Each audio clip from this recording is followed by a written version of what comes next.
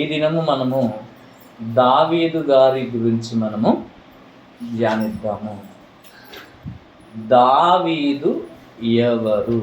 ఈరోజు మన టాపికే దావీదు గారు ఎవరు. దావీదు గారు ఎవరు అని నేను మిమ్మల్ని అడిగితే మీరేం చెప్తారు? ఇంకా దావీదు ఎవరు అంటే రాజు, ఇంకా దేవుని యందు భయభక్తులు గలవాడు, ఇంకా దేవుని ఇష్టానుసారంగా నడిచినవాడు, ఇంకా ఇంకా ఓకే, చాలా విషయాలు మనకు తెలుసు. వాటిని బేస్ చేసుకొని కొన్ని విషయాలు మనము ఆలోచిద్దాము. అపోస్తుల కార్యములు 13వ అధ్యాయము 22వ వచనములో వ్రాయబడిన మాటను మనం జాగ్రత్తగా పరిశీలిస్తే అక్కడ ఒక మాట దేవుడు రాయించాడు. ఆ మాటలో ఏమని కనబడుతుందంటే యెషై కుమారుడైన దావీదు అని అక్కడ వ్రాయించాడు. ఆ మాటకు మనం లాస్ట్కి వద్దాము. ఒక మాటలో చెప్తున్నాను, దావీదు గారు ఎవరు అని అంటే మొదటి మాట మనం ఏం తెలుసుకుంటున్నామంటే దావీదు గారు యెషై కుమారుడు అన్న విషయాన్ని మనము ఆలోచిస్తున్నాం. యెషైకి ఎంతమంది కుమారులు ఉన్నారని అంటే 8 మంది కుమారులు మనకు ఉన్నట్టుగా కనబడుతుంది. ఆలోచించండి, యెషై కుమారుడైన దావీదు గారి యొక్క ఉద్యోగం ఏంటిదో తెలుసా?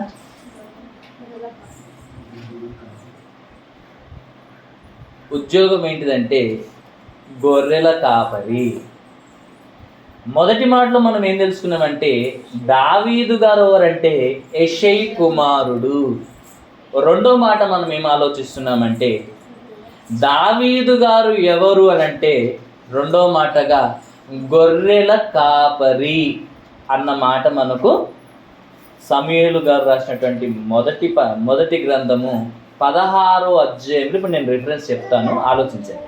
16వ అధ్యాయంలో ఆయన గురించి 11వ వచనంలో వ్రాయబడిన మాటలో ఏమని వ్రాయబడిందంటే దావీదు గారు గొర్రెల కాపరిగా ఉన్నాడు. ఆయన అన్నలు ఏం చేస్తున్నారు? సైన్యములో సైనికులుగా ఉన్నారు.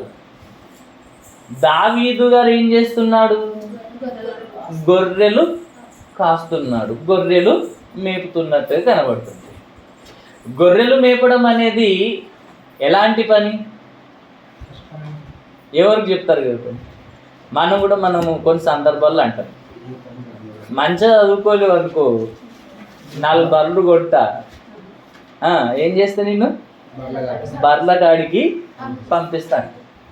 ఎందుకంటాం ఆ మాట?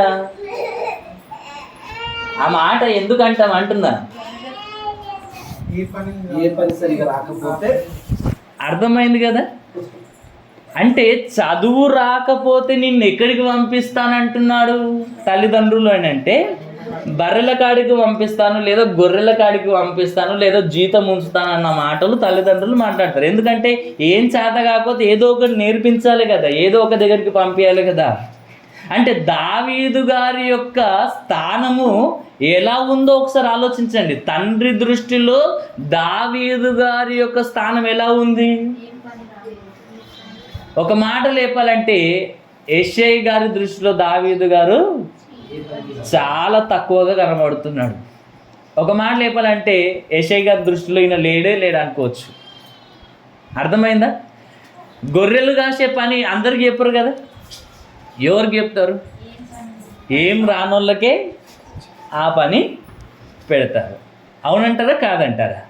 ఇప్పుడు దావీదు గారు కూడా గొర్రెలు కాస్తున్నాడని అంటే మీరు ఆలోచించండి, ఆయన స్థితి ఏంటిదో, తన కుటుంబములో ఆయన పరిస్థితి ఏంటిదో, ఆయన స్థానం ఏంటిదో మీరు ఆలోచించండి. ఆయన ఏ పనికి రానివాడు అని ఆలోచించి ఈయనకు పనికొచ్చే పని ఏంటిది? గొర్రెలు మేపడానికి మాత్రం ఈయన సెట్ అవుతాడని గొర్రెల కాపరిగా ఆయన నియమిస్తే, ఇప్పుడు దావీదు గారు ఏం ఆలోచిస్తున్నారు చెప్పండి? గొర్రెలు కాస్తూ అందరి చేత తృణీకరింపబడినట్టుగా దావీదు గారు కనబడుతున్నాడు. అందరి చేత తృణీకరింపబడినటువంటి దావీదు గారు గొర్రెలను మేపుతూ ఏం చేస్తున్నాడో తెలుసా? గొర్రెలను మేపుతూ ఏం చేస్తున్నాడంటే ఆయన ఒక మంచి అలవాటు, ఒక విద్య నేర్చుకున్నాడండి. అదేంటిదంటే సంగీత గాయకునిగా మారిపోయాడు. అర్థమైందా? ఎలాంటి వాడిగా మారిపోయాడు? సంగీత గాయకుడు అన్న మాట బైబిల్లో మనకు కనబడుతుంది. దావీదు గారు ఎవరు చెప్పండి? ఇప్పుడు సంగీత గాయకుడు అన్న మాట బైబిల్లో మనకు కనబడుతుంది. అవునంటారా కాదంటారా? ఒకసారి తీయండి, సమూయేలు గారు రాసినటువంటి మొదటి గ్రంథము. ఇంతకుముందు 16వ అధ్యాయంలో 11వ వచనంలో ఏమని చదువుకున్నాం మనం ఇంతకుముందు? అప్పుడు సమూయేలు గారు అంటున్నాడు, ఇది చదివిన తర్వాత మాది 17వ అధ్యాయంలోనికి వెళ్ళిపోదాము. నీ కుమారులందరూ ఇక్కడ ఉన్నారా అని యెషయిని అడగగా, అతడు ఇంకను కడసారి వాడున్నాడు, అయితే వాడు గొర్రెలను కాయుచున్నాడని చెప్పాడు. అందుకు సమూయేలు, నీవు వానిని పిలువనంపుము, అతడి ఇక్కడికి వచ్చు వరకు మనము కూర్చుందుమని యెషయితో చెప్పగా. 12వ వచనం, అతడు వానిని పిలువనంపించి లోపలికి తోడుకొని వచ్చెను. అతడు ఎర్రని వాడును, చక్కని నేత్రములు గలవాడును, చూచుటకు సుందరమైన వాడునై ఉండెను. అర్థమైందా? దావీదు గారు ఎవరు అని అంటే యెషయి కుమారుడు అని తెలుసుకున్నాం. రెండోది దావీదు ఎవరు అని అంటే ఆయన గొర్రెల కాపరి అని తెలుసుకున్నాం. ఇక్కడ మూడోదిగా మనం ఆలోచిస్తుంటే దావీదు గారు ఎవరు అని ఆలోచిస్తుంటే ఆయన ఎలా ఉన్నాడో ఇక్కడ వ్రాయబడింది. ఎలా ఉన్నాడంట? అతడు ఎర్రని వాడిగా ఉన్నాడంట, చక్కని నేత్రములు గలవాడిగా ఉన్నాడంట, చూచుటకు సుందరమైన వాడుగా ఉన్నాడంట. 3 క్వాలిఫికేషన్స్ ఆయనలో కనబడుతుంది. ఎర్రని వాడుగా ఉన్నందుకు దేవుడు అతన్ని ఎన్నుకున్నాడా? ఇంకా రెండోది, చక్కని నేత్రములు ఉన్నందుకు దేవుడు అతన్ని ఎన్నుకున్నాడా? మూడోది, చూచుటకు ఆయన సుందరమైన వాడుగా ఉన్నందుకు దేవుడు అతన్ని ఏర్పరచుకున్నాడా? ముందు చూస్తుంటే సమూయేలు గారు యెషయి గారి యొక్క పెద్ద కుమారుడు రాగానే, ఎలియాబు రాగానే అతను చూచి దేవుడు ఏర్పరచుకున్నటువంటి వాడు ఈయనే అనుకొని అతని రూపాన్ని, అతని ఎత్తును చూసి ఆయనే దేవుడు ఏర్పరచుకున్నాడేమో అని ఆయనను అభిషేకింపబోయాడు. అప్పుడు దేవుడు ఏమన్నాడు? సమూయేలు ఆగు, అతని రూపమునైనను ఎత్తునైనను లక్ష్య పెట్టకుము అన్న మాట మనకు బైబిల్లో కనబడుతుంది ఇదే అధ్యాయంలో. అంటే దేవుడు పై రూపాన్ని చూసేవాడు కాదు అన్న మాట మనకు అక్కడ అర్థమవుతుంది. అర్థమైందా? దేవుడు పై రూపాన్ని చూసేవాడు కాదు అని, మనుషులు లక్ష్య పెట్టే దేనినైనా దేవుడు లక్ష్య పెట్టాడన్న విషయము ఆ మాటల్లో మనకు అర్థమవుతుంది. అయినప్పటికీ మరలా కిందికి వచ్చేసరికి దావీదు గురించి మళ్ళీ ఏమని రాయిస్తున్నాడు? అతడు ఎర్రనివాడు, అతని నేత్రములు ఎలా ఉన్నాయో వాటి గురించి వర్ణిస్తున్నాడు. చూచుటకు ఆయన ఎంత చక్కగా ఉన్నాడో వాటిని కూడా వర్ణిస్తున్నాడు. ఎందుకు వర్ణిస్తున్నాడు? వాటిని లక్ష్య పెట్టని దేవుడు వాటి గురించి ఎందుకు వర్ణిస్తున్నాడు అన్న విషయం మనం ఆలోచించాలి. అంటే దావీదు గారిలో దేవునికి నచ్చింది ఆయన అందం కాదు, ఆయన గొర్రెల కాపరిగా ఉన్నప్పుడు ఆయన చేసిన పనులు దేవునికి నచ్చాయి. దేవుడు దావీదు గారిని ఎన్నుకోవడానికి గల కారణము, దేవుడు ఇశ్రాయేలీయుల మీద దేవుడు దావీదు గారిని రాజుగా అభిషేకించడానికి ఎన్నుకోవడానికి గల కారణమైన రూపము కాదు, ఆయన అందము కాదు, ఆయన ఎత్తు కాదు, ఆయన పర్సనాలిటీ కాదు, ఆయన నేత్రములు కాదు, ఆయన రంగు కూడా కాదు. గొర్రెల కాపరిగా ఉన్నప్పుడు ఆయన చేసిన పనులే దేవునిని ఆకర్షించాయి. ఇశ్రాయేలీల మీద రాజుగా ఉండడానికి దేవుడు ఏర్పరచుకున్నాడు. దేవుడు ఆయనలో ఏం చూశాడు అని మనం ఆలోచిస్తే, గొర్రెల కాపరిగా ఉన్నటువంటి ఆయన గొర్రెలను మేపుకుంటూ సంగీతము నేర్చుకున్నాడు అన్నమాట మనకు అర్థం కావాలి.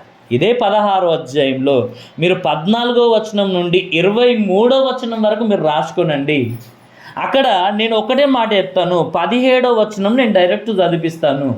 దావీదు గారు సంగీతకారుడు అన్నమాట, లేదా సంగీత విద్వాంసుడు అని కూడా నేను చెప్తాను.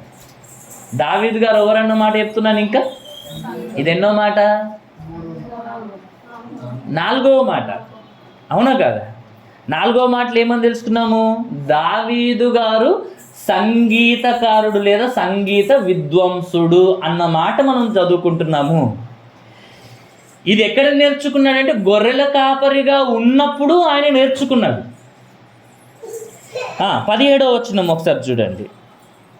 సౌలు బాగుగా వాయించగల ఒకరిని విచారించి నా యొద్దకు తీసుకొని రండని తన సేవకులకు సెలవీయగా వారిలో ఒకడు చిత్తగించుము, బెత్లెహేమీయుడైన యెషై యొక్క కుమారుల్లో ఒకని చూచి తిని అతడు చమత్కారముగా సంగీతమును వాయింపగలడు అన్నమాట ఇక్కడ వ్రాయబడింది. ఎలా వాయించగలడంట? సంగీతాన్ని వాయించేవారు చాలామంది ఉన్నారు, కానీ ఆయనలాగా సంగీతమును చమత్కారంగా వాయించగల వారిని మేము ఎక్కడ కూడా చూడలేమని సౌలు యొక్క సేవకులు దావీదు గురించి సాక్ష్యం ఇస్తున్నారు. ఎలా తెలిసింది? సౌలు యొక్క సేవకులకు దావీదు గారి యొక్క సంగీతమును గురించి ఎలా తెలిసిందో మీరు ఆలోచించండి. అర్థమైందా? ఇప్పుడు ఈ హోటల్లో ఫుడ్ బాగుంది, ఈ హోటల్లో ఫుడ్ బాగలేదంటే ఎట్లా తెలుస్తుంది చెప్పండి? తింటేనే తెలుస్తుంది, అవునా కాదా? అంటే వీళ్ళకు కూడా ఎలా తెలిసి ఉండాలి? వీళ్ళు చూసన్నా ఉండాలి, లేదా వినైనా సరే ఉండాలి, అవునా కాదా? ఇప్పుడు 4వ పాయింట్ కూడా మనకు అర్థమైంది. దావీదు గారు ఎవరు అని అంటే సంగీతకారుడు అన్న మాట మనకు అర్థమైంది.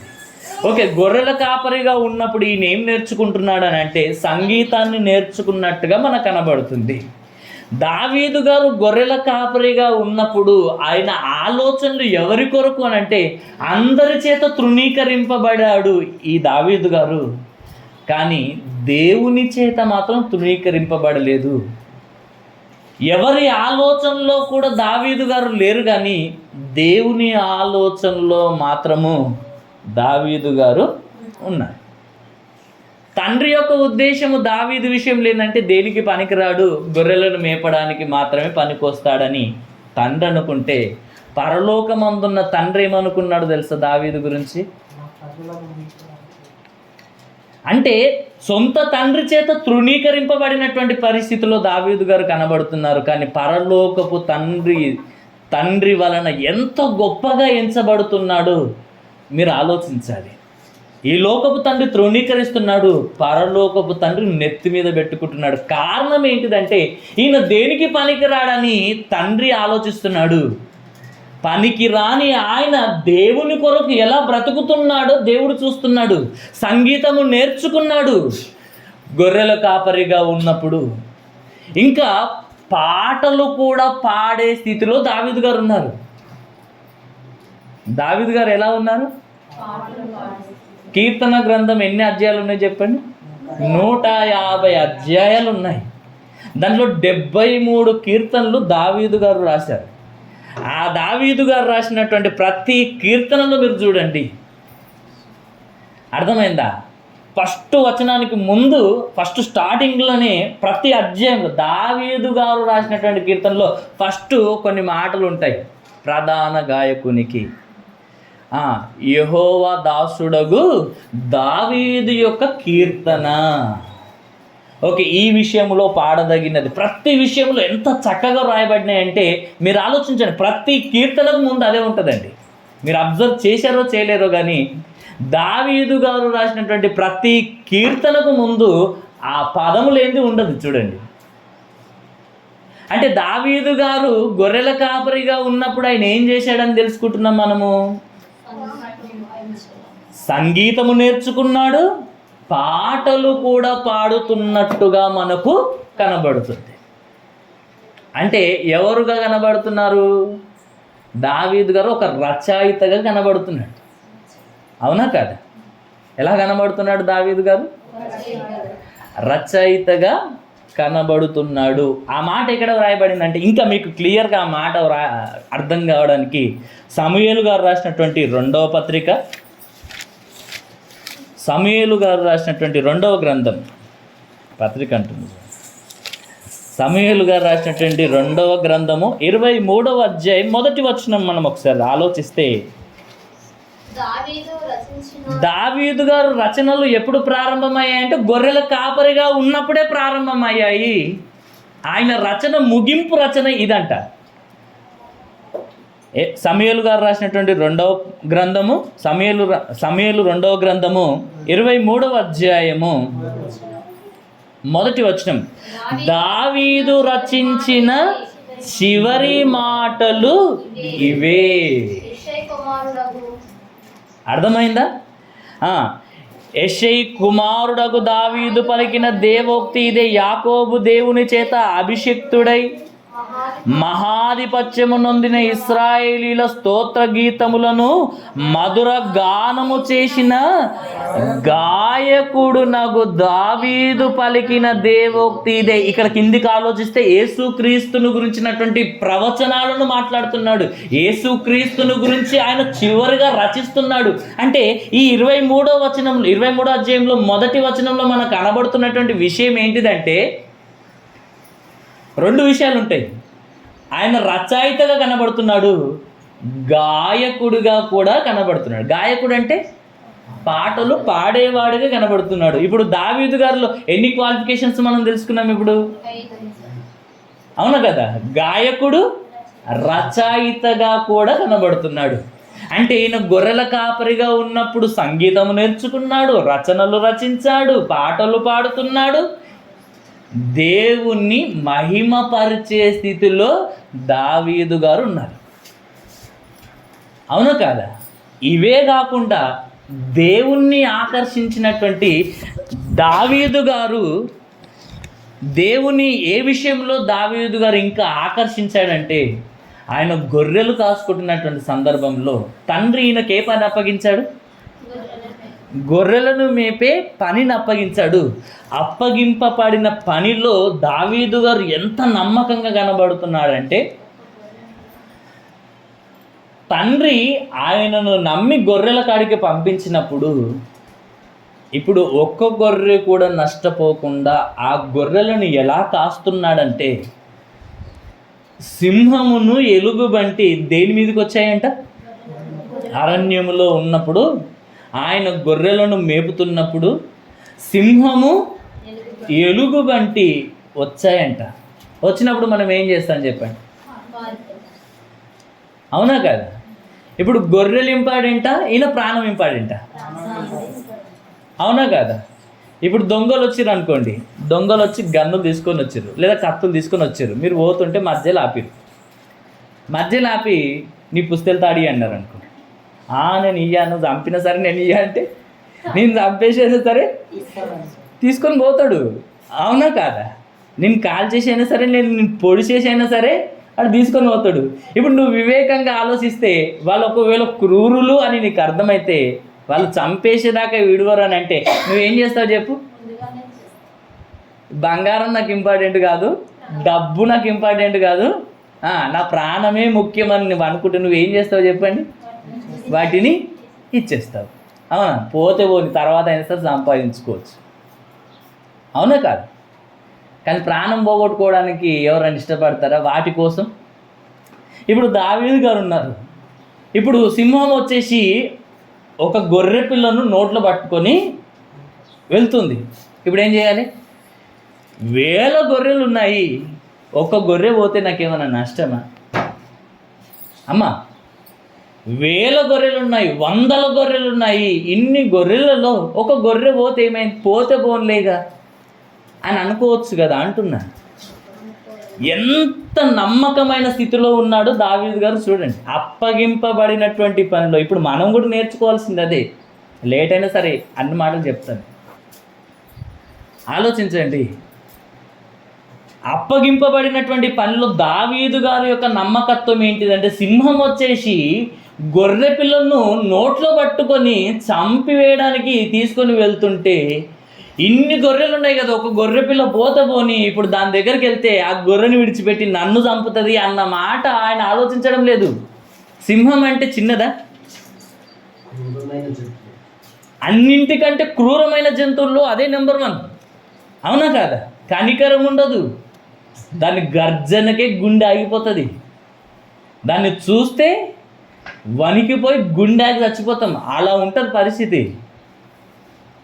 అలాంటి సింహమునకు భయపడకుండా గొర్రె పిల్ల కోసం తన ప్రాణాలనే పనంగా పెట్టేసి సింహముతోనూ ఎలుగుబంటితోనూ పోరాడి వాటిని చంపి వాటి నోట్లో నుండి, ఎక్కడి నుండి అంట?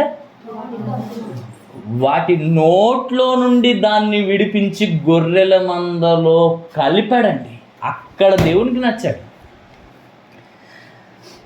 తండ్రి దావీదు గారిని నమ్మి గొర్రెలను అప్పగిస్తేనే ఒక్క గొర్రెను కూడా నష్టపోకుండా కాపాడాడంటే, ఇతన్ని నేను ఇశ్రాయేలీల మీద రాజుగా చేస్తే ఇంకా ఎంత చక్కగా పరిపాలిస్తాడు అని ఆలోచించాడండి దేవుడు. ఎవరి గురించి? దావీదు గారి గురించి. ఇంకా ఎంత చక్కగా పరిపాలిస్తాడు. ఒక గొర్రె పిల్ల కొరకే తన ప్రాణాన్ని పెట్టడానికి వెనకాడలేడు. నా పిల్లల కొరకు ఇంకా ఎంత త్యాగం చేస్తాడని దావీదు గారిని దేవుడు నమ్మాడు. అవునంటారా కాదంటారా? గొర్రె పిల్ల కొరకు ప్రాణం ఇవ్వడానికి తెగించిన వాడు దేవుని పిల్లల కొరకు ఇంకెంత తెగిస్తాడు ఒకసారి ఆలోచించ. అది దేవునికి నచ్చిందండి.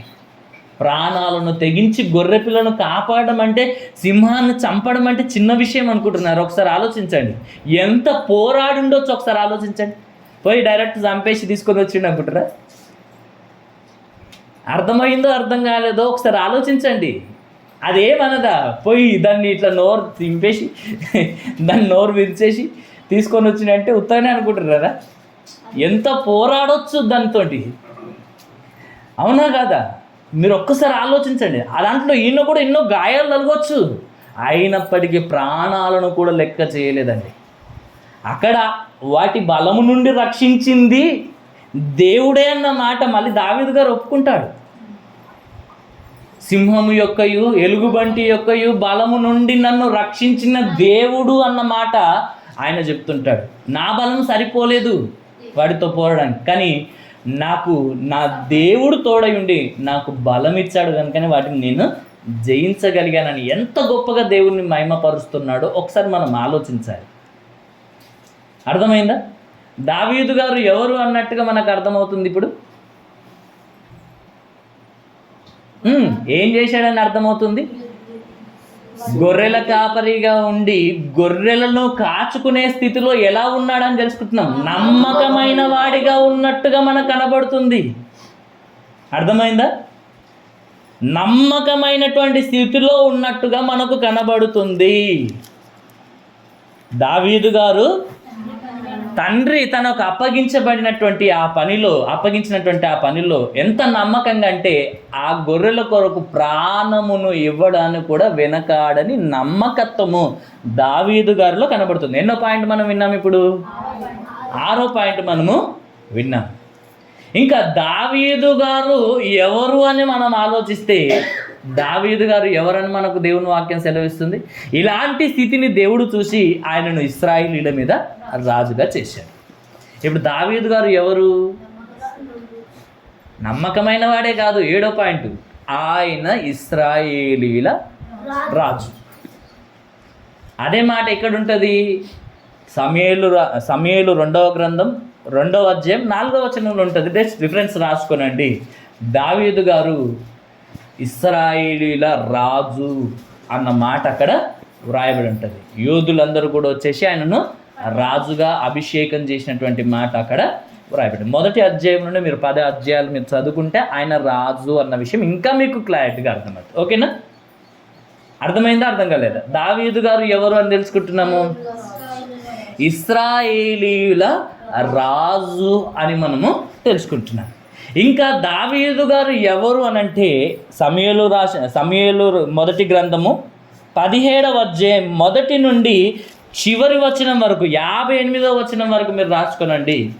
దావీదు గారు ఎవరు అనంటే దావీదు గారు ఒక సైనికుడుగా కనబడతాడు. ఎవరుగా కనబడతారు? దావీదు గారు గొలియాతుతో యుద్ధం చేసిన తర్వాత సైన్యములో చేర్చబడతాడు. ఈ 17వ అధ్యాయము తర్వాత ఆయన సైన్యంలో ఒకడిగా చేర్చబడతాడు. అంటే ఇక్కడ మనకు ఎవరు కనబడుతున్నాడంటే దావీదు గారు ఒక సైనికుడిగా కనబడుతున్నాడు. ఇంకా దావీదు గారు ఇంకా ఎలా కనబడుతున్నాడంటే యుద్ధశాలిగా మనకు కనబడుతున్నాడు. దావీదు గారు ఎలా కనబడుతున్నారు? ఇంకా అవునా కదా? ఇక్కడ వాళ్ళు సమాధానం కూడా ఏమని చెప్తున్నారు? 16వ వచనంలో 18వ వచనంలో మనకు ఏమని సెలవిస్తుంది? ఇక్కడ సమూయేలు రాసినటువంటి మొదటి గ్రంథంలోనే 16వ అధ్యాయం 18వ వచనంలో కింద రాయిస్తున్నటువంటి మాట, అతడు బహుశూరుడును యుద్ధశాలియు మాట నేర్పరియు రూపసీనై ఉన్నాడు మరియు యెహోవా వానికి తోడుగా ఉన్నాడు అన్న మాట ఎవరు చెప్తున్నారు? దావీదు గారి యొక్క సేవకులే దావీదు గారి గురించి సాక్ష్యం ఇస్తున్నారు. ఆయన ఎవరుగా కనబడుతున్నాడు? బహుశూరుడుగా కనబడుతున్నాడు, యుద్ధశాలిగా కనబడుతున్నాడు, మాట నేర్పరిగా కనబడుతున్నాడు. దేవుడు ఇలా ఉన్నందుకు దేవుడు ఆయనకు తోడుగా కూడా ఉన్నాడన్న మాట కూడా వ్రాయబడి. తోడుగా ఉన్నాడు కనుకనే ఈ అన్ని విషయాల్లో ఆయన గొప్పగా ఉన్నట్టుగా మనకు కనబడుతుంది. ఎన్ని విషయాలు తెలుసుకున్నాం ఇప్పుడు దావీదు గారి గురించి? 9 10 విషయాలా? ఓకే, 9 విషయాలు మనం నేర్చుకున్నాం. ఓకేనా? ఇంకా దావీదు గారు ఎవరు అని అంటే దేవునిని తృణీకరిస్తే ఓర్వజాలని వాడిగా కనబడుతున్నాడు. అర్థమైందా? దేవుని సైన్యాన్ని తృణీకరించిన ఓర్వజాలని పరిస్థితుల్లో దావీదు గారు కనబడుతున్నారు. ఎందుకంటే ఈ 17వ అధ్యాయంలో మనకు కనబడుతుంది. ఏం కనబడుతుంది? ఫిలిస్తీయుల యొక్క గొలియాతు యుద్ధశూరుడు, బాల్యము నుండే విద్యాభ్యాసం నేర్చినటువంటి వాడు. అలాంటి పరాక్రమం గలవారు ఎవరు లేరు. ఆయన వచ్చి 40 రోజులుగా వచ్చి ఇశ్రాయేలీలతో సవాలు చేస్తున్నాడు. ఇశ్రాయేలీలతో యుద్ధం నేను తృణీకరిస్తున్నాను అని మీలో ఎవరైనా ఒక్కరు వచ్చి, ఎవరైనా సరే మీ రాజ్యంలో ఉన్న ఎవరైనా సరే ఒక మాటలు చెప్పాలంటే ఆయన మాటల్లో ఉద్దేశం ఏంటంటే మీలో మగాడు ఉంటే ఇశ్రాయేల్లో ఎవడైనా వచ్చేసి నాతో పోరాడి నన్ను ఓడిస్తే ఫిలిస్తీయులమంతా ఓడిపోయినట్టే. ఒకవేళ నన్ను ఓడించడానికి వచ్చినటువంటి వాడు ఓడిపోతే ఇశ్రాయేలీలందరూ కూడా ఓడిపోయినట్టే. నేను ఓడిపోతే ఫిలిస్తీయులందరూ కూడా ఇశ్రాయేలీలకు బానిసలం అవుతాము. ఒకవేళ ఇశ్రాయేలీయుడు ఓడిపోతే ఇశ్రాయేలీలందరూ కూడా ఫిలిస్తీయులకు బానిసలు కావాలి అని సవాలు విసురుతుంటే అక్కడ దావీదు గారి చెవికి ఆ మాట వినబడినప్పుడు ఎంత రోషం గలవాడిగా కనబడుతున్నాడు చూడండి.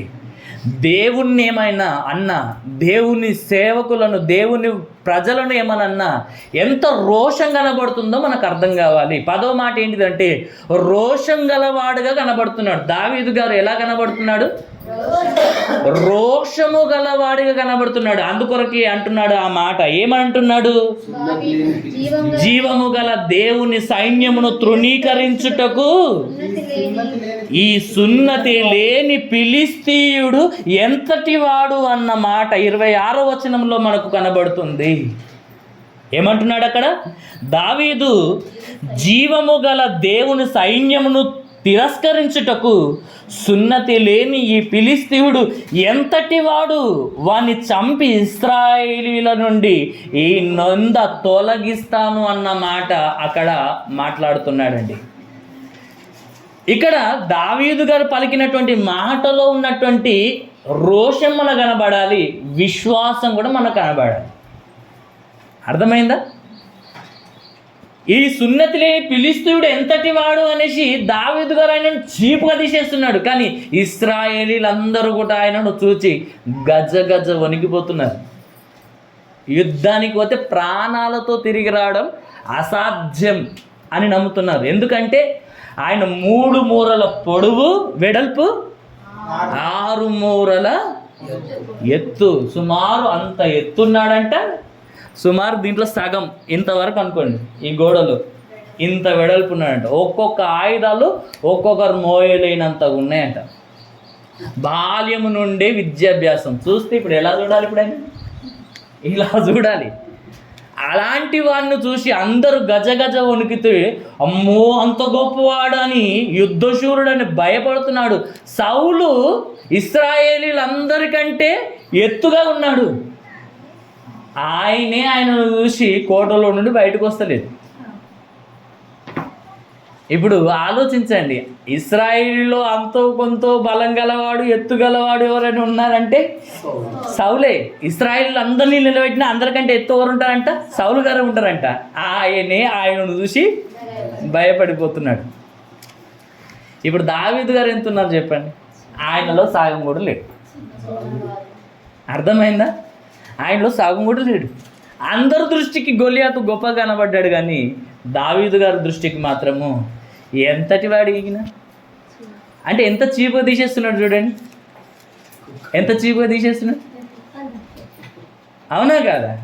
చీమలాగా గీన ఎంత చీమలా అంటాడు అని అంటాడు. అట్లా యుద్ధంలోనికి వెళ్ళిన తర్వాత గొలియాతు అంటాడు, నేనేమన్నా కుక్కని అనుకుంటున్నావా? ఒక కుక్క మీదకి కట్టె పట్టుకొని వచ్చినట్టు, కర్ర పట్టుకొని వచ్చినట్టు నువ్వు నా మీదకి వస్తున్నావు ఏంటిది? నేను అంత బిచ్చోళ్ళే కనబడుతున్నానా అంటే దావీదు గారిని శపిస్తుంటాడండి. అప్పుడు దావీదు గారు కూడా ఒక్క మాట కూడా వెనుకాడకుండా ఎంత విశ్వాసంతో మాట్లాడతాడంటే, తన బలాన్ని చూసుకొని కాదు అక్కడ మాట్లాడిన మాటలు. మీరు ఒకసారి 17వ అధ్యాయంలో మీరు అబ్జర్వ్ చేస్తుంటే ఆయన తన బలాన్ని చూసుకొని మాట్లాడతలేడు అక్కడ. అర్థమైందా? దేవుణ్ణి బట్టి ఎంత గొప్ప విశ్వాసంతో మాట్లాడుతున్నాడంటే, ఈ దినము దేవుడు నిన్ను నాకు అప్పగిస్తున్నాను, నేను చంపుతున్నానని అంటాడు. నీ తల తెగ నరికేస్తాను అంటున్నాడు. ఎన్ని మాటలు అంటుంటాడంటే మీరు 17వ అధ్యాయం మీరు ఒకసారి చదవండి. ఆయన విశ్వాసం ఎంత గొప్పగా ఉందో కనబడుతుందండి. దావీదు గారు రోషం గలవాడన్న మాట 10వ మాట తెలుసుకున్నాం. ఇంకా దావీదు గారు ఎలాంటి వాడు అంటే విశ్వాసము గలవాడు అన్న మాట 11వ మాటగా మనం తెలుసుకుంటున్నాం. దావీదు గారు ఎవరంట? విశ్వాసము గలవాడు. హెబ్రీలకు రాసిన పత్రిక 11వ అధ్యాయము 32వ వచనంలో రాయబడిన మాటను బట్టి ఆలోచిస్తే అక్కడ ఇంకా ఏమి చెప్పుదును, చదవండి. ఇంకా ఏమి చెప్పుదును, గొప్ప వాళ్ళైతే గిద్యోను, బారాకు, సంసోను, యోఫ్తా, దావీదు, సమూయేలును, వారిని గూర్చియు ప్రవక్తలను గూర్చియు వివరించుటకు సమయము చాలదు అన్న మాట అక్కడ పౌలు గారు మాట్లాడుతున్నారంటే, ఇప్పుడు దావీదు గారు విశ్వాసం గలవాడు మాత్రమే కాదు, విశ్వాస వీరుడు అన్న మాట కూడా మనం ఇక్కడ చదువుకుంటున్నాం. ఫెయిత్ ఆఫ్ ద హీరోస్ అని మనం చదువుకుంటాం కదా, విశ్వాస వీరుల గురించి. ఆ విశ్వాస వీరుల జాబితాలో ఎవరు కనబడుతున్నారు?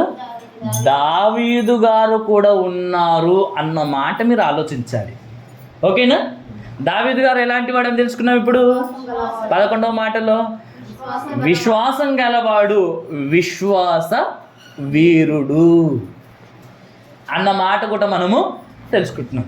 ఇంకా దావీదు గారు ఎలాంటి వాడు అని అంటే సమూయేలు మొదటి గ్రంథము 18వ అధ్యాయము, సమూయేలు గారు రాసినటువంటి మొదటి గ్రంథము 18వ అధ్యాయము 5వ వచనం. దావీదు సౌలు తనను పంపిన చోట్లకెళ్ళను పోయి సుబుద్ధి కలిగి పని చేసుకొని వచ్చెను గనుక సౌలు యోధుల మీద అతని నియమించెను. జనులందరి దృష్టికి, సౌలు సేవకుల దృష్టికి దావీదు అనుకూలుడై ఉండెను అన్న మాట ఇక్కడ రాయబడింది. 12వ మాట ఏమని తెలుసుకుంటున్నాం ఇప్పుడు? ఎవరి గురించి తెలుసుకుంటున్నాం? ఆయనలో ఉన్న క్వాలిఫికేషన్స్ ఎన్ని ఉన్నాయి, మనలో ఉన్న ఎన్ని ఉన్నాయి, ఇప్పుడు మనం పరీక్షించుకుంటున్నాం అవన్నీ. అర్థమైందా? దావీదు గారిని ఊరకనే దేవుడు రాజుగా నియమించలేదు. ఎక్కడో గొర్రెలు కాసుకుంటున్నటువంటి వ్యక్తిని దేవుడు ఇశ్రాయేలీల మీద రాజుగా చేయాలనుకుంటున్నాడు. దావీదు గారు ఏ రోజైనా అనుకున్నాడా? గొర్రెలు కాసుకుంటున్నప్పుడు నేను ఇశ్రాయేలీల మీద రాజుగా ఉంటానన్న మాట ఏ రోజైనా ఆలోచించి ఉండొచ్చా? అంటే తండ్రి ఉద్దేశాలు వేరున్నాయి దావీదు మీద, దావీదు గారి ఉద్దేశాలు కూడా వేరుగా ఉన్నాయి ఆయన మీద. కానీ దేవుని ఉద్దేశాలు మాత్రము ఎవరు ఊహించని విధంగా ఉన్నట్టుగా మనకు కనబడుతున్నాయి. మన ఏడలో కూడా మన తల్లిదండ్రులకు ఒక ఉద్దేశం ఉండొచ్చు. మనము కూడా ఏదో సాధించాలని మనం కూడా ఏదో ఉద్దేశాలు కలిగి ఉండొచ్చు, మన లక్ష్యాలు కలిగి ఉండొచ్చు. కానీ దేవుడు మన ఏడల కలిగి ఉన్నటువంటి ఉద్దేశాలు, ప్రణాళికలు వేరుగా ఉన్నాయి. అవి మన జీవితంలో ఎప్పుడు నెరవేరుతాయంటే దావీదు గారు దేవునికి అనుకూలంగా నడిచినప్పుడు ఆయన విషయంలో దేవుడు తన చిత్తాన్ని ఏ విధంగా జరిగిస్తున్నాడు, మన జీవితంలో కూడా దేవుడు తన చిత్తాన్ని అలాగే జరిగిస్తాడన్న విషయాన్ని మనం మర్చిపోవాలి. ఇప్పుడు దావీదు గారు ఎలా ఉన్నాడని మనకు కనబడుతుంది. ఇప్పుడు 13వ పాయింట్ కదా ఇప్పుడు మనం చదువుకుంటుంది. 12వ విషయంలో దావీదు గారు ఎలా కనబడుతున్నాడంటే సుబుద్ధి గలవాడిగా కనబడుతున్నాడు. ఎలాంటి వాడిగా కనబడుతున్నాడు? సుబుద్ధి గలవాడిగా కనబడుతున్నాడు. సౌలు దావీదును ఏ చోటికి పంపించినా అక్కడున్న వాళ్ళందరికీ అర్థమైపోతుంది ఈయన ఎంత సుబుద్ధి గలవాడు, ఎంత మంచి బుద్ధి గలవాడు అని. చూసిన ప్రతి ఒక్కరూ కూడా ఆయనను పొగిడే పరిస్థితి, ఆయనను చూసి మెచ్చుకొని నోరు కనబడదండి. దావీదు గారిని చూసి మెచ్చుకొని నోరు ఉండదు. సౌలు ఉన్నాడు కదా, సౌలు ఎవరిని చంపాలనుకుంటున్నాడు? దావీదును పలుమారు చంపాలనుకున్నాడు. అంటే దావీదును అల్లుడుగా భావిస్తున్నాడా, శత్రువుగా భావిస్తున్నాడా? శత్రువుగా భావించినటువంటి సౌలు కూడా దావీదును మెచ్చుకున్నాడు. ఇది ఆయన స్థితి. ఎవరి స్థితి అంటే ఆయన సుబుద్ధి ఎంత గొప్పదో మీరు ఆలోచించండి. ఆయనను తిట్టిన వారు సైతము దావీదును మెచ్చుకున్న పరిస్థితి మనకు బైబిల్ గ్రంథాన్ని మనం చదివితే మనకు అర్థమవుతుంది. మనల్ని తిట్టిన నోర్లు మనల్ని ఎప్పుడన్నా మెచ్చుకుంటాయా? ఎప్పుడన్నా మెచ్చుకుంటాయా అంటున్నా? ఎప్పుడు మెచ్చుకోవండి. మనల్ని తిట్టిన నోర్లు మనల్ని ఎప్పుడు కూడా మెచ్చుకోవు. కానీ ఆయనను తిట్టిన వారు, ఆయన శత్రువులుగా భావించిన వారు, ఆయన మీద పగబెట్టుకున్న వారు సైతం ఆయనను మెచ్చుకున్నట్టుగా మనకు కనబడుతుంది. దావీదు గారు కనపరిచిన సుబుద్ధి, ఆయన ఎక్కడికి పోయినా ప్రజలందరి చేత మెప్పు పొందుకుంటున్నాడు. ఆయనను పొగడని నోరు లేదన్నట్టుగా మనకు కనబడుతుంది. ఆయన ఎక్కడికి వెళ్ళినా తాను పంపించిన చోటుకెల్లా కూడా దావీదు గారు ఎలా కనబడుతున్నాడంటే సుబుద్ధి కలిగి పని చేసుకొనుచు ప్రవర్తించుచు వచ్చాడు అన్న మాట ఇక్కడ వ్రాయబడింది. అలా సుబుద్ధి కలిగి ప్రవర్తించాడు అన్న మాట ఇక్కడ వ్రాయబడింది. సుబుద్ధి ఏం చేస్తుందో తెలుసా? ఈ మాటని ఇక్కడనే పెట్టండి. సామెతల గ్రంథం 13వ అధ్యాయం 15వ వచనం ఆలోచిస్తే, సామెతల గ్రంథము 13వ అధ్యాయము 15వ వచనం మనం ఆలోచిస్తే, సుబుద్ధి దయను సంపాదించును అన్నమాట. సుబుద్ధి ఏం చేస్తుందంట? దయను సంపాదిస్తుంది అన్న మాట ఇక్కడ వ్రాయబడింది. ఉందా లేదా చెప్పండి? సుబుద్ధి దయను సంపాదిస్తుంది, దయను సంపాదిస్తుంది అన్న మాట ఇక్కడ వ్రాయబడిందంటే మీరు ఒకసారి ఆలోచించండి. అర్థమైందా? రెండవదిగా అదే సామెతల గ్రంథంలో 19వ అధ్యాయం 11వ వచనం ఒకసారి చదవండి. ఒకడు సుబుద్ధి వానికి ఏం చేస్తుందంట? దీర్ఘశాంతమునిస్తుంది. సుబుద్ధి దయను సంపాదించుకునేటట్లు చేస్తుంది. ఆ సుబుద్ధి కలిగినటువంటి వ్యక్తులకు ఆ బుద్ధి దీర్ఘశాంతాన్ని ఇస్తుందంట, అది నేర్పిస్తుందంట. దావీదు గారి జీవితంలో ఆ సుబుద్ధి కలిగి ఉండడం ద్వారా దయను సంపాదించుకున్నాడు, దీర్ఘశాంతాన్ని సంపాదించుకున్నాడు. ఎగ్జాంపుల్, దావీదు గారు మొట్టమొదటిగా ఎవరి దయను సంపాదించుకున్నాడో తెలుసా? దేవుని దయను సంపాదించుకున్నాడు మొట్టమొదటిది. రెండోదిగా ఎవరి దయను సంపాదించుకున్నాడో తెలుసా? సౌలు గారి యొక్క దయను సంపాదించుకున్నాడు. దావీదు గారిని చూడగానే సౌలు గారికి ఎంత దయ పుట్టిందని వ్రాయబడిందంటే, చాలా మంచి దయ పుట్టింది అన్న మాట మనకి ఇక్కడ ఈ 16వ అధ్యాయం చదువుకుంటే మనకు అర్థమవుతుందండి. అర్థమైందా? దావీదు గారిని చూడగానే సౌలు గారికి ఏం పుట్టిందంట? దయ పుట్టింది అన్న మాట మనకు కనబడుతుంది. ఓకే, సౌలు గారికి దేవుని దయను సంపాదించుకున్నాడు, సౌలు యొక్క దయను కూడా సంపాదించుకున్నాడు, సౌలు యొక్క సేవకుల దయను సంపాదించుకున్నాడు. ఎక్కడికి పోయినా ఈయన సుబుద్ధి వలన అందరి దయను సంపాదించుకుంటూ వచ్చినట్టుగా మనకు కనబడుతుంది. అంటే దావీదు గారు ఎలాంటి వాడు అంటే 12వ పాయింట్లో మనం ఏం ఆలోచిస్తున్నాము? సుబుద్ధి కలిగినటువంటి వాడిగా కనబడుతున్నాడు. ఆ సుబుద్ధి దయను సంపాదించుకునేటట్లు చేస్తుంది, దీర్ఘశాంతమును మనకు నేర్పిస్తుంది. ఆ సుబుద్ధి కలిగి ఉన్నాడు కనుకనే ఏం చేశాడంట? 18వ అధ్యాయంలో మనకి ఏం కనబడుతుంది? సుబుద్ధి కలిగి పని చేసుకొని వచ్చెను గనుక సౌలు ఏం చేశాడు? యోధుల మీద అతన్ని నియమించాను. సాధారణమైన ఒక సైనికుడుగా ఉన్నటువంటి ఆయన ఇప్పుడు యోధుల మీద అధిపతిగా మారిపోయాడు. ఎలా మారిపోయాడు ఆయన? యోధుల మీద అధిపతిగా నియమింపబడ్డాడు. జనులందరి దృష్టికి, సౌలు సేవకుల దృష్టికి దావీదు అనుకూలుడై ఉండేది. ఇలాంటి గుణాన్ని ఆయన, ఇలాంటి యొక్క దయను సంపాదించుకున్నట్టుగా కనబడుతుంది. 14వ వచనం చదవండి 18వ అధ్యాయంలోని.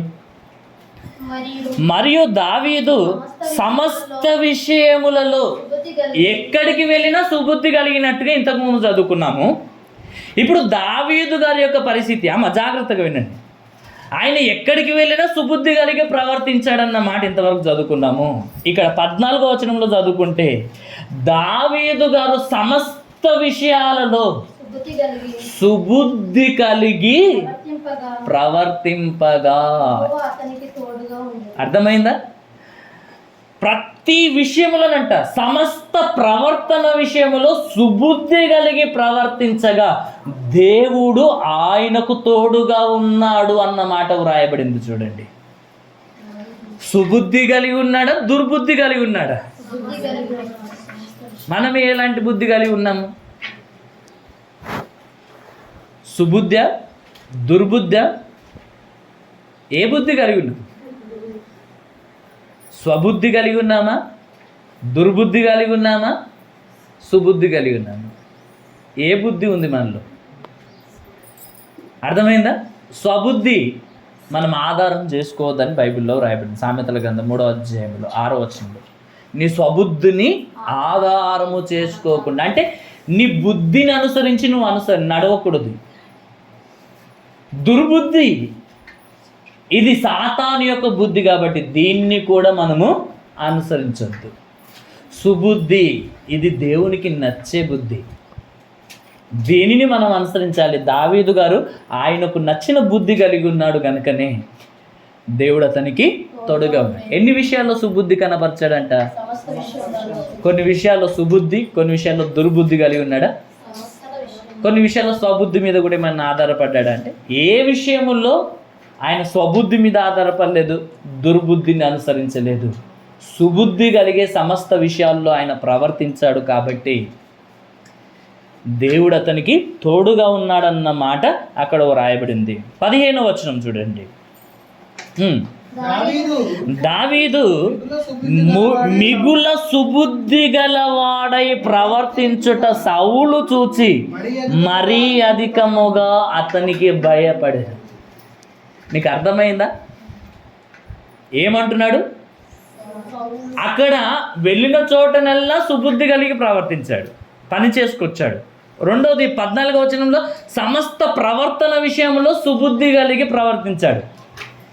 ఇక్కడ 15వ వచనంలో దావీదు మిగుల సుబుద్ధి గలవాడై ఉండుట చూచి, అక్కడ ఆయన సుబుద్ధి పెరుగుతుందో తగ్గుతుందో చూడండి. అర్థమైందా? అంటే ఉన్నతమైన స్థితికి, తారా స్థాయికి వెళ్ళిపోయినట్టుగా మనకు కనబడుతుంది. ఆ సుబుద్ధిని చూచి సౌలే, రాజే తన సేవకుడైన దావీదుకు భయపడాల్సినటువంటి పరిస్థితి. అంటే సుబుద్ధి చూడండి, దయను సంపాదించుకునేటట్లు చేస్తుంది, దీర్ఘశాంతాన్ని మనకిస్తుంది, అందరి దృష్టిలో మనము అనుకూలులుగా మనల్ని మారుస్తుంది, దేవుడు మనకు తోడుండేటట్లు చేస్తుంది, ఇతరులు మనల్ని చూసి భయపడే విధంగా కూడా ఈ సుబుద్ధి మనకు చేస్తుంది. ఈ సుబుద్ధి వల్ల మనము ఇవి సంపాదించుకోగలుగుతాము అన్న మాట ఇక్కడ వ్రాయబడింది. కాబట్టి ఒకసారి ఆలోచించండి, దావీదు గారు చూపినటువంటి ఈ బుద్ధి ఎంతో గొప్పదో మీరు ఆలోచించాలి. ఇదే సమూయేలు గ్రంథంలో 24వ అధ్యాయం మీరు ఆలోచిస్తే ఇంతకుముందు చెప్పిన మాటనే మనం ఒకసారి చదువుకున్నాం. దావీదు గారు ఇంకా ఎలాంటి వాడుగా కనబడుతున్నాడంటే దేవునికి భయపడుతున్నటువంటి వ్యక్తిగా కనబడుతున్నాడు. దావీదు గారు ఎలా కనబడుతున్నాడు? సమూయేలు రాసినటువంటి ఈ యొక్క మొదటి పత్రికలో, మొదటి గ్రంథంలో 24వ అధ్యాయంలో మొత్తం మీరు రాసుకోనండి, చివరి మాట వరకు, మొదటి మాట నుండి చివరి మాట వరకు మీరు రాసుకోనండి, చివరి వచనం వరకు. ఇక్కడ దావీదు గారు దేవునికి ఎంత భయపడుతున్నాడో చూడండి. ఎంత భయపడుతున్నాడంటే, సౌలును ఇశ్రాయేలీయుల మీద రాజుగా అభిషేకించింది ఎవరు? దేవుడే సమూయేలు గారి ద్వారా అభిషేకించాడు. అంటే ఈ సౌలు దావీదు గారిని అనేక సందర్భాలలో చంపాలనుకున్నాడు, కానీ తప్పించుకొని పారిపోయాడు. కానీ దావీదు సౌలును చంపాలన్న ఆలోచన కల్లో కూడా చేయలేదండి. ఆయన కొరకు, దావీదు కొరకు సౌలు గారు చేయని ప్రయత్నం లేదంట, పంపని జనాంగము కూడా లేదంట. అంటే విశ్వ ప్రయత్నాలు చేశాడు. ఎవరిని చంపాలని? తన అల్లుడైన దావీదును చంపాలని సౌలు గారు ఎన్ని ప్రయత్నాలు చేశాడంట? చేయని ప్రయత్నం లేదంట, పంపని జనము లేదంట, వెళ్ళని చోటు లేదంట. మళ్ళీ ఎలా తప్పించుకోగలిగాడంటే దేవుడు అతనికి తోడుగా ఉన్నాడు కాబట్టే తప్పించుకోగలిగాడు. ఆనాడు దేవుడు ఆయనకు తోడుగా ఉన్నాడు కనుకనే ఎలుగుబంటి బలము నుండి, సింహం యొక్క బలము నుండి, వాటి నుండి తప్పించిన దేవుడు ఆయనకు తోడుగా ఉన్నాడు కనుకని అందరి చేతిలో నుండి దావీదును కాపాడుతూ వచ్చాడు. అలా దావీదు గారిని వెతుకుతున్న సమయంలో సౌలే కొన్నిసార్లు దావీదుకు దొరికాడంట. కానీ దావీదు చూడండి, సౌలును చంపాలన్న ఆలోచన చేయట్లేదు. 24వ అధ్యాయం మీరు మొత్తం చదువుకుంటే మీకు అర్థమవుతుంది. ఇప్పుడు ఒక్కొక్క మాట చదివించాలంటే లేట్ అవుతుంది, అందుకోకే చెప్తున్నాను సారాంశం లేక.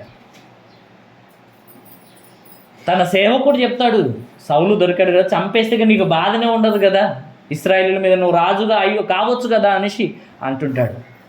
అప్పుడు దావీదు గారు ఏమంటాడో తెలుసా? యెహోవా చేత అభిషేకము నొందిన వాని మీద నేను చేయి వేయను అన్న మాటగా ఆయన మాట్లాడుతున్న సందర్భం. నేను చంపలేను, ఎందుకంటే అతడు యెహోవా చేత అభిషేకము నొందినవాడు. నేను ఆయనను చంపజాలను. అంటే ఎవరికి భయపడుతున్నట్టుగా మనకు కనబడుతుంది? సౌలుకు భయపడుతున్నట్టుగా కనబడుతుందా? దేవునికి భయపడుతున్నట్టుగా కనబడుతుంది? చంపే అవకాశం వచ్చినా చంపకుండా దేవునికి భయపడుతున్నట్టుగా మనకు కనబడుతుంది. అదే ప్రకారంగా ఆయన జీవితం మొత్తం పరిశీలిస్తే ఆయన దేవుని యందు ఎంత భయభక్తులు కలిగి ఉన్నాడో కూడా మనకు అర్థమవుతుంది. అర్థమైంది? ఆయన ఒకే ఒక్క విషయంలో తప్పు చేశాడన్న మాట బైబిల్లో రాయబడింది. ఏ విషయములో అంటే ఒక ఊరియా భార్య విషయములో తప్ప ఆయన ఏ విషయంలో తప్పు చేయలేదంట. తప్పు చేశాడు, తర్వాత ఆ తప్పును అర్థం చేసుకున్నాడు. ఎంత పశ్చాత్తాపం పొందాడంటే ప్రపంచంలో ఎవరు కూడా పొందనంత పశ్చాత్తాపము దావీదు గారు పొందుకున్నాడండి. అయినా దేవుడు ఒప్పుకోలేదు. చేసింది తప్పే గనుక తప్పుకు శిక్ష అనుభవించేటట్లు చేశాడు. ఎంత శిక్ష అంటే చస్తూ బ్రతికేటట్లు దేవుడు పక్షపాతం చూపించలేదు. చూడండి దేవుడు అక్కడ. అర్థమైందా? ఇతరులు పాపం చేస్తే దేవుడు ఏదో అన్నట్టు, దావీదు గారు పాపం చేస్తే ఆయన ఏదో సమర్థించినట్టుగా బైబిల్లో లేదు. తప్పు చేసిన ఎవరి విషయంలో దేవుడు ఒకే విధమైన వైఖరి కలిగి ఉన్నాడు. చస్తూ బ్రతికేటట్లు, దినము కృంగిపోయేటట్లు, నలిగిపోయేటట్లు దేవుడు ఆయనను పారిపోయేటట్లు చేశాడు. 20 సంవత్సరాలు నెమ్మదిగా ఉన్నటువంటి ఆయన మరొక 20 సంవత్సరాలు నెమ్మది లేకుండా, సమాధానం లేకుండా, అసలు ఆయన జీవితంలో ఎందుకు బ్రతికున్నానని చస్తూ బ్రతికే పరిస్థితులు దావీదు గారికి వచ్చాయి. ఎందుకంటే ఆ ఒక్క తప్పే ప్రాణమును కాపాడాడు, కానీ ఇక ప్రతిరోజు చస్తూ బ్రతికేటట్లు, దానికంటే చావేనయమన్నట్టుగా ఫీల్ అయ్యేటట్లు దేవుడు చేశాడు. దావీదు గారిని కూడా దేవుడు ఒప్పుకోలేదు. మనల్ని ఒప్పుకుంటాడన్న విషయం మీరు ఎప్పుడు కూడా ఆలోచన చేయకండి. ఇక్కడ మనం ఏం తెలుస్తామంటే దావీదు గారు దేవునికి భయపడుతున్నాడు. సౌలును చంపే అవకాశం దొరికినా కానీ చంపడం లేదు. అందుకు శత్రువు అయినటువంటి సౌలు గారు, చంపాలని చూస్తున్నటువంటి పగవాడైనటువంటి సౌలు గారు సొంత మామని ఇప్పుడు ఆయన గురించి ఏమని సాక్ష్యం ఇస్తున్నాడో ఒకసారి 16వ వచనం నుండి మనం చదువుకుంటే కొన్ని మాటలు మనకు కనబడుతుంటాయి. సౌలు, దావీదా నాయనా ఈ పలుకు నీదేనా అని బిగ్గరగా ఏడ్చి దావీదుతో ఇట్లా, నేను యెహోవా నన్ను నీ చేతికి అప్పగింపగా నన్ను చంపక విడిచినందుకు ఈ దినమున నీవు నా అపకారమునకు ఉపకారము చేసిన వాడవై నా ఎడల నీకున్న ఉపకార బుద్ధిని వెల్లడి చేసితివి గనుక నీవు నాకంటే నీతిమంతుడవు. ఇక్కడ ఎన్ని మాటలు ఉన్నాయి చూడండి దావీదు గారి గురించి. ఎవరు చెప్తున్నారు? ఒక శత్రువు, చంపాలన్న పగతో రగిలిపోయే ఒక శత్రువు తన పగవాడైనటువంటి దావీదు గురించి ఇస్తున్నటువంటి సాక్ష్యం. ఇలాంటి సాక్ష్యం నీ జీవితంలో, ప్రపంచంలో ఎవరన్నా సంపాదించుకుంటారంటే అది చాలా కష్టమేమో అనిపిస్తుంది. ఎందుకంటే దావీదు కనపరిచిన సుబుద్ధి ఇంత అంతది కాదు. అర్థమైందా? మిక్కిలి సుబుద్ధి గలవాడని బైబిల్లో రాయబడింది. మిక్కిలి సాత్వికుడని మోషే గురించి రాయబడితే మిక్కిలి సుబుద్ధి కలిగి ప్రవర్తించాడని ఒక దావీదు గురించి రాయబడింది. ఇక్కడ ఆయన యొక్క భయభక్తులు గల జీవితాన్ని మనం ఆలోచిస్తున్నాం. 13వ పాయింట్ కదా, అదేనా? 14 కదా. ఇప్పుడు 13వ పాయింట్ అయిపోయింది. ఇప్పుడు 14వ పాయింట్లో ఏమని తెలుసుకుంటున్నాము? దావీదు గారికి ఇంకా ఎలాంటి బుద్ధి ఉందంట? ఉపకార బుద్ధి గలవాడు అన్న మాట కూడా మనం ఆలోచించాలి. దావీదు గారు ఉపకార బుద్ధి గలవాడంట.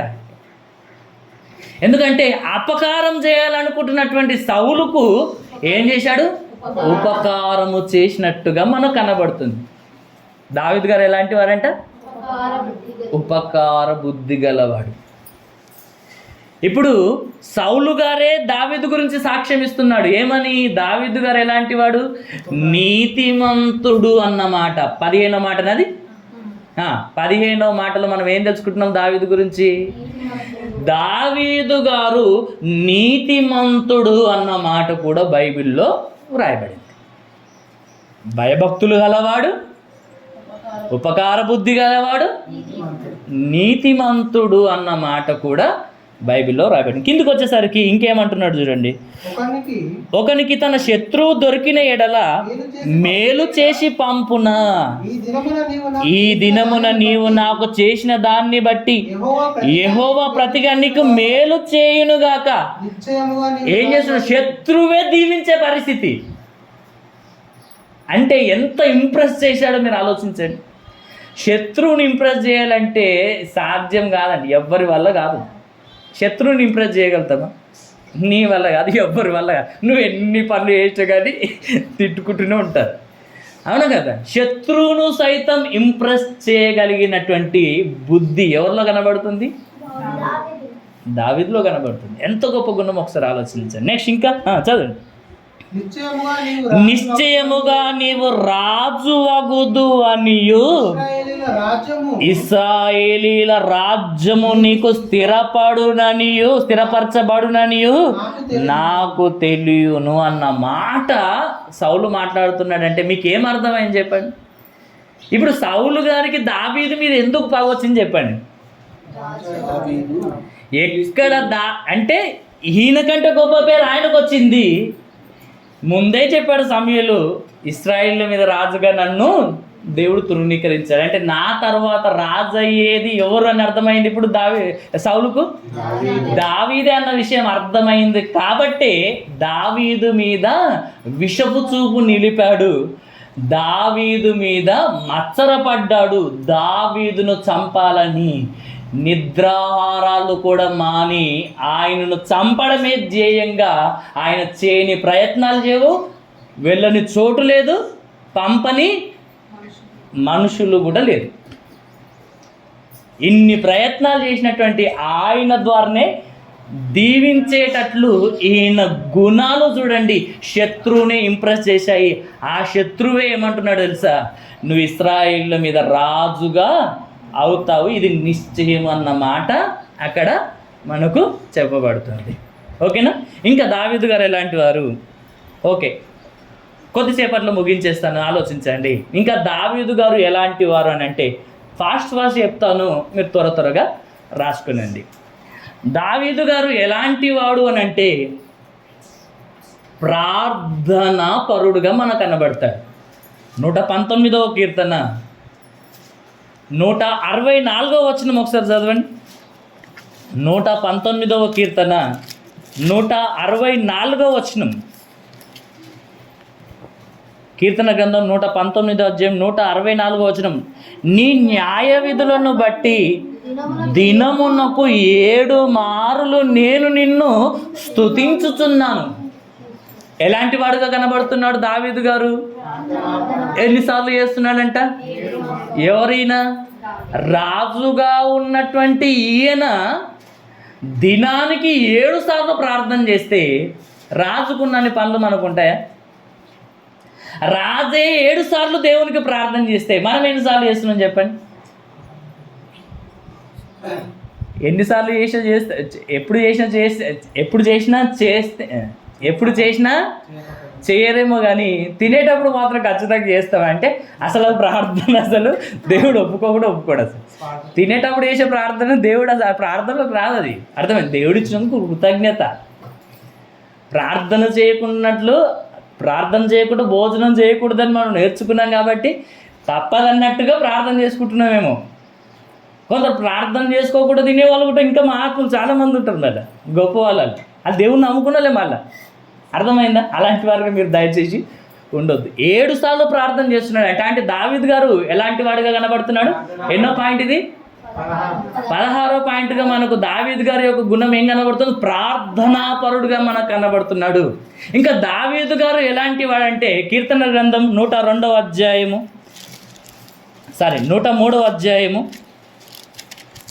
కీర్తన గ్రంథము 103వ అధ్యాయము 2వ వచనము. నా ప్రాణమా యెహోవాను సన్నుతించుము. యెహోవాను సన్నుతించుము.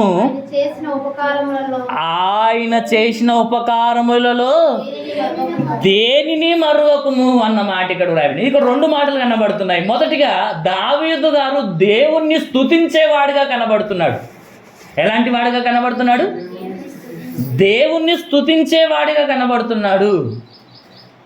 17వ పాయింట్ 18 ఇప్పుడు 17వ పాయింట్ ఏమని చెప్పిన ఇప్పుడు దేవుని స్తుతించు. స్తుతించేవాడిగా కనబడుతున్నాడు. 18వ పాయింట్ ఏంటంటే కింద మాట అదే మాటలో ఆయన చేసిన ఉపకారములలో దేనిని మరువకుము అంటున్నాడంటే దావీదు కృతజ్ఞత గలవాడుగా కూడా కనబడుతున్నాడు. దావీదు గారు ఎలా కనబడుతున్నాడు? ఇంకా కృతజ్ఞత గలవాడిగా దావీదు గారు కనబడుతున్నారంటే మనం ఆలోచించాలి. దావీదు గారు ఎంతో గొప్పగా బ్రతుకుతున్నాడో మనము అర్థం చేసుకోవాలి. ప్రార్థనా పరుడుగా కనబడుతున్నాడు అక్కడ చూస్తే, ఇక్కడ చూస్తే దేవుని స్తుతించేవాడిగా కనబడుతున్నాడు.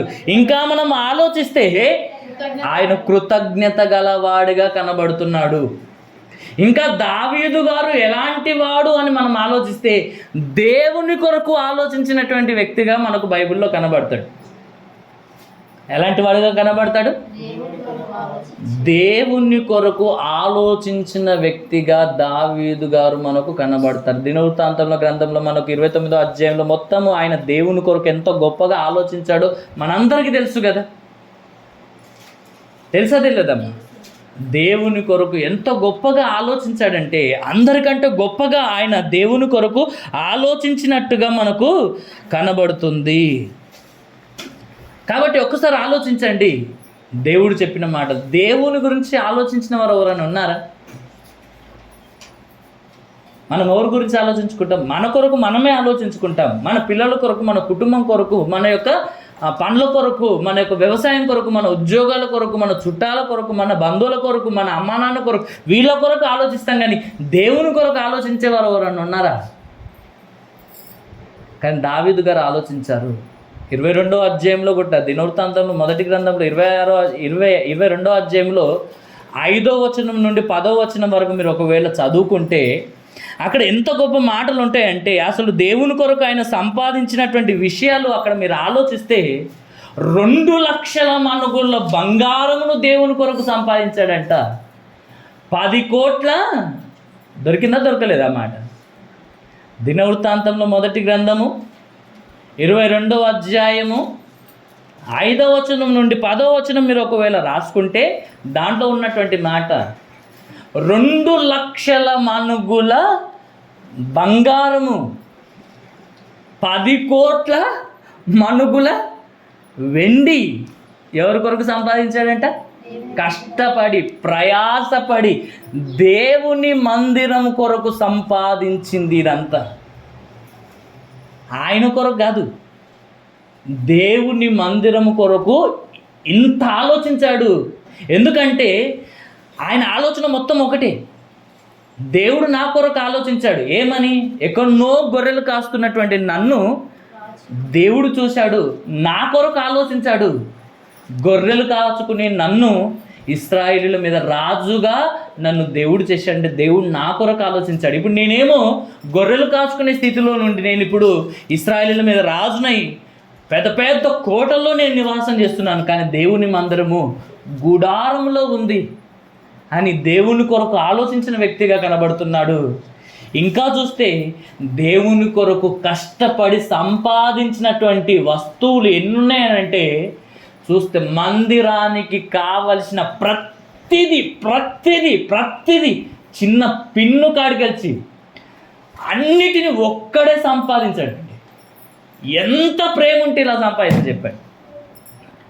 మన ఇల్లు కట్టుకునేటప్పుడు మనం ఇంటి కొరకు అంత ఆలోచించాం. కానీ దావీదు గారు చూడండి, దేవుని కొరకు ఎంత గొప్పగా ఆలోచించాడంటే మందిరానికి కావలసిన ప్రతి వస్తువు, ప్రతి ఉపకరణం గురించి ఎంత గొప్పగా ఆలోచించాడంటే తన కుమారుడైన సొలొమోను మందిరం కొరకు 1 రూపాయి కూడా సంపాదించాల్సిన అవసరం లేకుండా దేవుని కొరకు సంపాదించి పెట్టాడండి.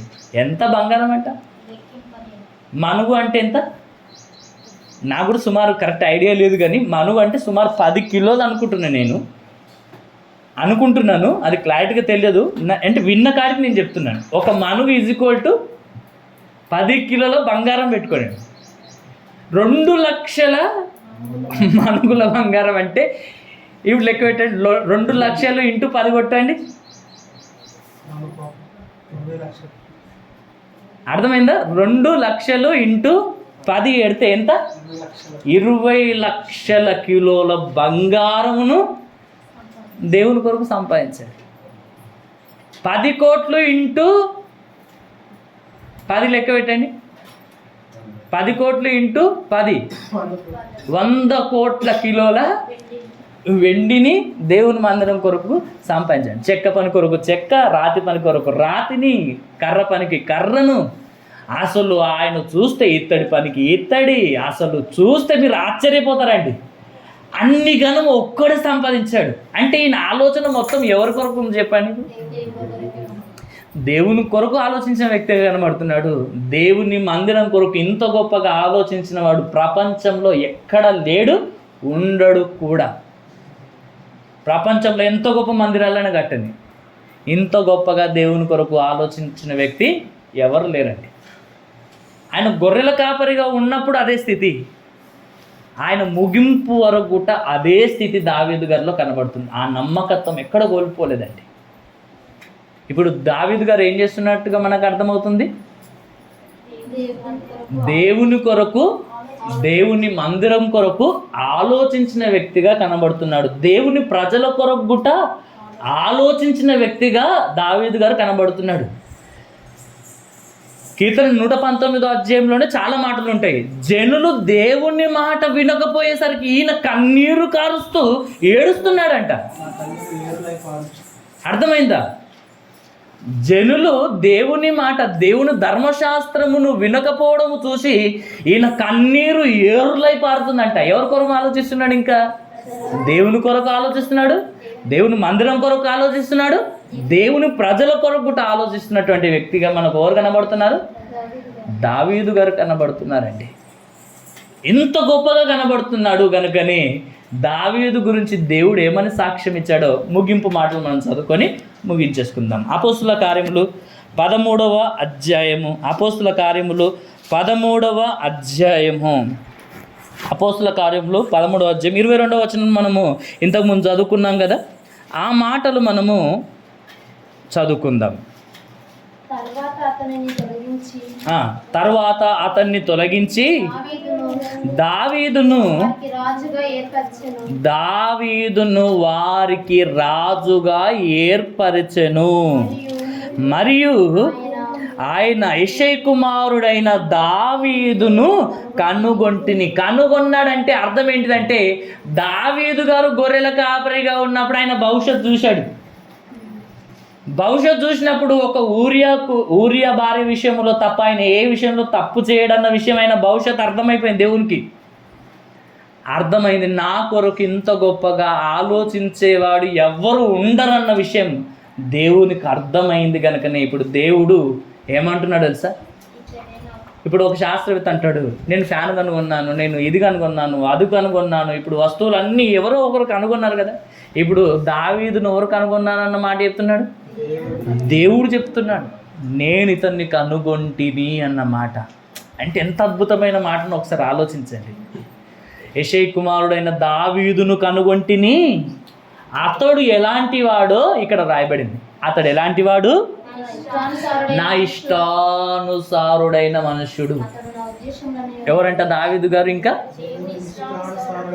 ఎన్నో పాయింట్ ఇది?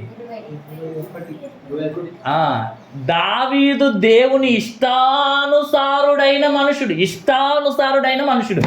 ఎవరు దేవునికి ఇష్టలు చెప్పండి? ఇప్పుడు విశ్వాసము లేకుండా దేవునికి ఇష్టలై ఉండుట సాధ్యమా అసాధ్యమా? అసాధ్యం అని అంటే ఇప్పుడు దావీదు గారిలో ఏముందని తెలుసుకున్నాం మనం ముందే. విశ్వాసం ఉంది కనుకనే ఇప్పుడు దేవునికి ఎలా ఉన్నాడైనా, దేవుని దృష్టిలో ఎలా ఉన్నాడంట? ఇష్టానుసారుడైన మనుష్యుడు. ఇష్టానుసారుడైన మనుష్యుడు ఎలాంటి వాడంట? దావీదు గారు ఎలాంటి వాడంట?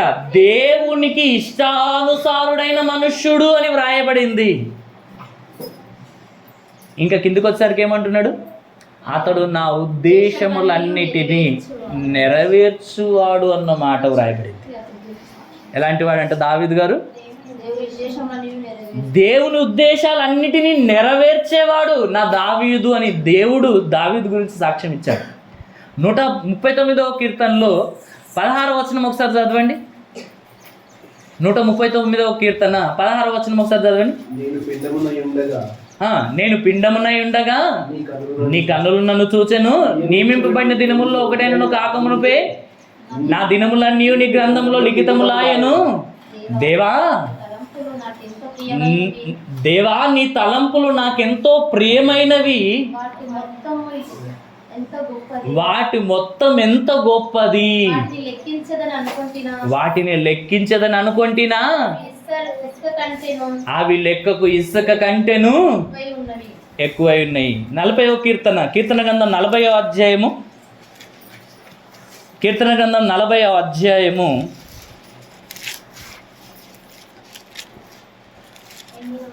8వ వచనం. 40వ అధ్యాయం 8వ వచనం. కాదు 5వ వచనం, సారీ మీరు 8వ వచనం. యెహోవా నా దేవా, నీవు మా ఎడల జరిగించిన ఆశ్చర్య క్రియలను, మా ఎడల నీకున్న తలంపులు బహు విస్తారములు, వాటిని వివరించి చెప్పదని అనుకుంటున్నా, అవి లెక్కకు మించి ఉన్నవి. అంటే దేవునికి మన ఎడల ఉన్న తలంపులు ఎన్నున్నాయంటే లెక్కకు మించిన తలంపులు, లెక్కకు మించిన ఉద్దేశాలు మన ఎడల దేవుడు కలిగి ఉన్నాడు. అదే మాట కీర్తన 139:17లో ఉన్నది. ఆ మాట అర్థమైందా? ఆ తలంపులు దేవునికి మన ఎడలో ఉన్న తలంపులు ఏంటంట? లెక్కకు మించినవి ఉన్నాయంట. ఆ తలంపులు ఆయనకు ఎలా ఉన్నాయంట? ప్రియమైనవిగా ఉన్నాయంట. అవి లెక్కించదని అనుకుంటున్నా, లెక్కకు అవి ఇసుక రేణువుల వలె అని అక్కడ అన్నాడు. ఇక్కడికి వచ్చేసరికి లెక్కకు అవి మించి ఉన్నాయి అన్నాడు. ఇన్ని తలంపులను దేవుడు మన ఎడల కలిగి ఉంటే వాటన్నిటిని దావీదు నెరవేర్చేవాడిగా ఉన్నాడని సాక్ష్యం ఇస్తున్నాడా? వాటిని నెరవేర్చలేడని సాక్ష్యం ఇస్తున్నాడా దేవుడు? దావీదు నా అంటే ఆయనకు దేవుడు మానవుడే ఎడల కలిగి ఉన్న తలంపులు లేదా ఉద్దేశాలు ఎన్నున్నాయో అవన్నీ కూడా నెరవేర్చిన వాడిగా ఎవరు కనబడుతున్నారు? దావీదు గారు కనబడుతున్నారు. అందుకొరకే దేవుడు ఏమన్నాడు? ఇతడు నా ఉద్దేశములన్నిటినీ నెరవేర్చిన వాడు. ఎంత గొప్ప సాక్ష్యం చెప్పాడు. చివరి మాట ఇదే 13వ అధ్యాయములో 36వ వచనం. అన్ని విషయాల్లో ఇంత గొప్పగా జీవించి ఆయన ఎలా నిద్రించాడో ఇక్కడ చూడండి. 36వ వచనం.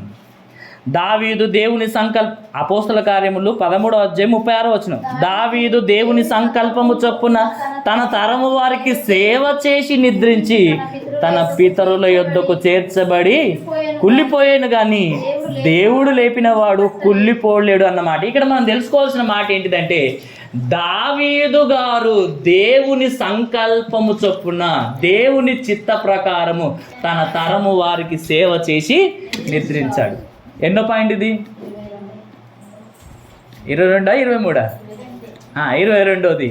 ఏం చేశాడంటే దేవుని సంకల్పాన్ని ఎరిగి నేను దేవునికి సేవ చేయాలి, ఆ తరంలో ఉన్న ప్రజలందరికీ కూడా దేవుని సేవకుడుగా నేను సేవ చేయాలి, వారిని దేవుని యొద్దకు నడిపించాలి, వారిని దేవునిలో నిలవబెట్టాలి, వారికి దేవుని మాటలు నేర్పించాలని ఆయన సేవ చేసి నిద్రించినట్టుగా మనకు కనబడుతుంది. తన తనువును చాలించినట్టుగా మనకు కనబడుతుంది.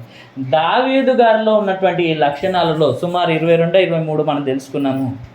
ఇన్ని లక్షణాలలో మనం ఒక్కటైనా కలిగి ఉన్నాము. ఒకసారి ఆలోచించండి. దావీదు గురించి అంటున్నాడు, నా ఇష్టానుసారుడైన మనుష్యుడు అన్నమాట అన్నాడు. ఇంకా దావీదును చూసి దేవుడు ఎంత ఇంప్రెస్ అయ్యాడంటే, యేసు ప్రభువుని దేవుడు ఎలా పరిచయం చేశాడో తెలుసా? దావీదు కుమారుడు అన్న మాటగా పరిచయం చేశాడు. ఎలా పరిచయం చేశాడు? అర్థమైందా? అబ్రహాము కుమారుడగు దావీదు, దావీదు కుమారుడగు యేసుక్రీస్తు అని. ఇంకా బైబిల్లో మనం పరిశీలన చేస్తే ఆయనను అనేక సార్లు కూడా దావీదు కుమారుడా, దావీదు కుమారుడా, దావీదు కుమారుడా అన్నట్టుగానే మనకు కనబడుతుంది. అంటే దేవుడు యేసు ప్రభువును దావీదు కుమారునిగా పరిచయం చేశాడు. నా కుమారుడని చెప్పుకునే దేవుడు దావీదు కుమారుడు అని చెప్పే పరిస్థితిలోనికి దేవుడు దావీదు గారిని హెచ్చించాడంటే దావీదు ఎంత గొప్పగా బ్రతికితే దేవుడి మాట అంటాడు చెప్పండి. అమ్మా మీకు అర్థమైందా? ఇంత గొప్పగా మనం బ్రతకగలుగుతామా? దావీదు గారిని మనం చిన్నగా ఆలోచిస్తాం కానీ దేవుడు చివరిగా ఆయనను పరిచయం చేసిన విధానంలో మనకు అర్థం కావాలి దావీదు ఎంత గొప్పవాడు. దేవుని తర్వాత అన్నిసార్లు వ్రాయబడిన పేరు ఎవరిదో తెలుసా బైబిల్లో? దావీదు గారిది. కాబట్టి ఆలోచించండి, దావీదులాగా మనం జీవిద్దాం. ఎవరి దావీదు? దావీదు ఎవరు? మన టాపిక్ ఎవరని తెలుసుకున్నాం. ఇప్పుడు ఇన్ని విషయాలు తెలుసుకున్నాం.